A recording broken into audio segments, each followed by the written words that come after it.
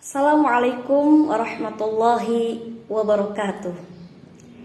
Perkenalkan, nama saya Yatimunyati SPDI, guru mata pelajaran fikih kelas 10 Madrasah Aliyah. Baiklah, pada pertemuan kali ini kita akan mempelajari pelajaran fikih kelas 10 Madrasah Aliyah semester ganjil bab 1 tentang konsep fikih dan ibadah dalam Islam. Materi pertama yaitu konsep fikih dalam Islam. Kata fikih adalah bentukan dari kata fikhun yang secara bahasa berarti fahmun amikun, pemahaman yang mendalam yang menghendaki pengarahan potensi akal. Fikih menurut istilah adalah ilmu tentang hukum syara yang berkaitan dengan perbuatan manusia yang telah dewasa dan berakal sehat atau disebut dengan mukallaf dan diambil dari dalil yang terperinci. Sedangkan menurut ulama fikih adalah sekumpulan hukum amaliyah yang akan dikerjakan yang disyariatkan dalam Islam. Dalam hal ini, kalangan fuqaha membaginya menjadi dua pengertian, yakni pertama memelihara hukum furu, hukum keagamaan yang tidak pokok secara mutlak seluruhnya atau sebagiannya. Kedua, materi hukum itu sendiri, baik yang bersifat qat'i maupun yang bersifat dhanni. Materi kedua yaitu ruang lingkup fikih. Ruang lingkup yang terdapat pada ilmu fikih adalah semua hukum yang berbentuk amaliyah untuk diamalkan oleh setiap mukallaf. Mukallaf artinya orang yang sudah dibebani atau diberi tanggung jawab melaksanakan ajaran syariat Islam dengan tanda-tanda sudah balik, berakal, sadar, dan sudah masuk Islam.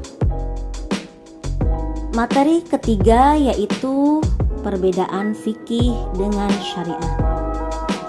Syariat artinya hukum-hukum dan tata aturan Allah yang ditetapkan bagi hambanya untuk diikuti. Sedangkan fikih merupakan hasil ijtihad para ulama yang tentu kualitasnya tidak bisa disamakan dengan kesucian dua hal yang menjadi sumbernya, yakni Al-Quran dan As-Sunnah. Selanjutnya, perbedaan fikih dengan syariah. Pertama, syariah bersumber dari Al-Quran dan hadis serta kesimpulan-kesimpulan yang diambil dari keduanya. Sedangkan fikih bersumber dari para ulama dan ahli fikih, tetapi tetap merujuk pada Al-Quran dan hadis. Kedua, syariah hukumnya bersifat qat'i atau pasti. Sedangkan fikih hukumnya bersifat dhanni atau dugaan. Ketiga, syariah hukumnya hanya satu universal, tetapi harus ditaati oleh semua umat Islam. Sedangkan fikih berbagai ragam cara pelaksanaannya. Keempat, syariah tidak ada campur tangan manusia atau ulama dalam menentukan hukum. Sedangkan fikih adanya campur tangan atau ijtihad para ulama dalam penetapan pelaksanaan hukum.